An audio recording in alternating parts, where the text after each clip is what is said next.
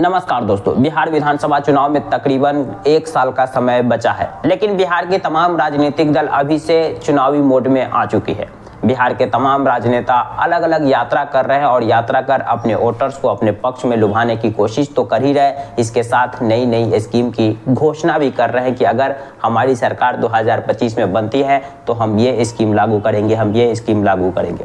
इससे पहले हमने एक वीडियो के माध्यम से बताया था कि बिहार के मुख्यमंत्री नीतीश कुमार बिहार में महिला संवाद यात्रा पर निकलने वाले हैं। इस यात्रा के दौरान महिलाओं से फीडबैक लेंगे अपनी योजनाओं का। इसके साथ ही जब यात्रा से आएंगे तो बिहार में खासकर महिलाओं के लिए कई सारे योजनाओं की घोषणा कर सकते हैं। इसमें जो सबसे महत्वपूर्ण घोषणा वो हो सकती है जो इस समय जीत की गारंटी बन चुकी है।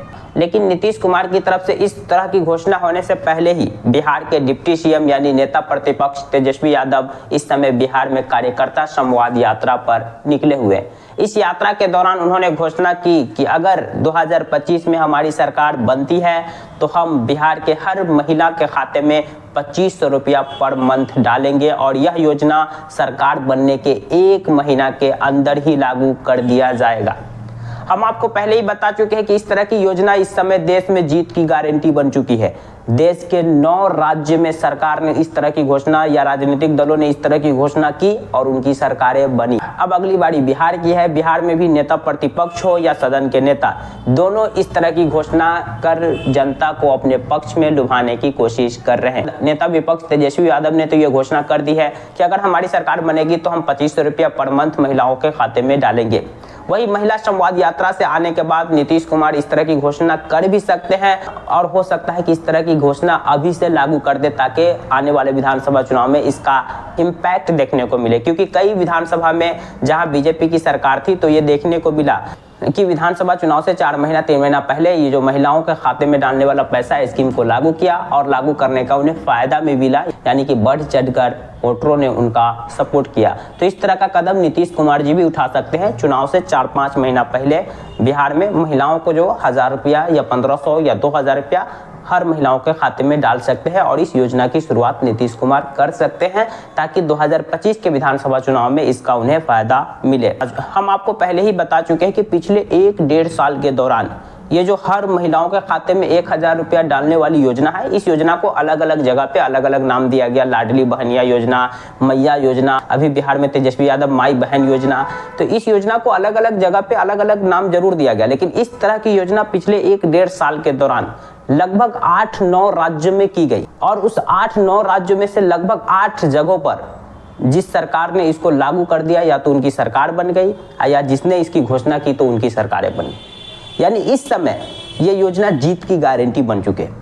इसीलिए तमाम राजनीतिक दल को उठा कर देख लीजिए ना, बिहार में नेता प्रतिपक्ष सदन के नेता दोनों इस तरह की घोषणा करना चाह रहे हैं। दिल्ली का विधानसभा चुनाव देख लीजिए, दिल्ली में विधानसभा का चुनाव होने वाले हैं फरवरी महीना में। अरविंद केजरीवाल अभी से वहां महिलाओं के खाते में 1000 रुपया डालना शुरू कर दिए हैं और 2025 के विधानसभा चुनाव के बाद उन्होंने घोषणा की है कि 2100 रुपया हर महिलाओं के खाते में डालेंगे। यानी कि इस योजना को आगे बढ़ाया जाएगा और अमाउंट भी बढ़ाया जाएगा। तो चाहे वो अरविंद केजरीवाल हो या तेजस्वी यादव, कांग्रेस पार्टी, बीजेपी, सब अब इसी योजना के पीछे पड़े हैं। हर राज्य के विधानसभा चुनाव में कहीं 2000 रुपया देने की बात की जा रही है, कहीं पे 2500, कहीं पे 1500।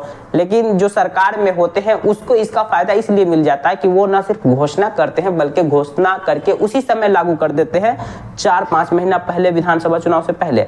और जो 4-5 महीना तक जो महिलाओं के खाते में जो ये 1500, 2000 की किस्त जो 3-4 आते, इसका बेनिफिट्स जो सत्ता में होती है पार्टी उसको मिलता है और विधानसभा चुनाव में बढ़ चढ़कर वोटर उनके सपोर्ट में वोट करते हैं। जो विपक्ष में पार्टी होती है वो तो घोषणा करती है लेकिन वो लागू कर नहीं सकती क्योंकि वो सरकार में है नहीं। तो इसका इम्पैक्ट उनकी तरफ कम देखने को मिला है और ऐसा हमें हरियाणा में भी देखने को मिला, इसके अलावा महाराष्ट्र में भी देखने को मिला। अब अगली बारी बिहार की है। बिहार में अब तेजस्वी यादव भी जो नेता प्रतिपक्ष है इस तरह की घोषणा कर चुके हैं। नीतीश कुमार की तरफ से अभी तक घोषणा नहीं की गई है, लेकिन उम्मीद है कि जल्द ही नीतीश कुमार इस तरह की घोषणा करने वाले हैं। बाकी तेजस्वी यादव की पार्टी की ओर से इस घोषणा से पहले ही अगले आगामी विधानसभा चुनाव को लेकर 2 घोषणा ऑलरेडी कर चुके हैं। तेजस्वी यादव ने कहा कि अगर हमारी सरकार बनती है तो हम राज्य में 200 यूनिट बिजली फ्री कर देंगे।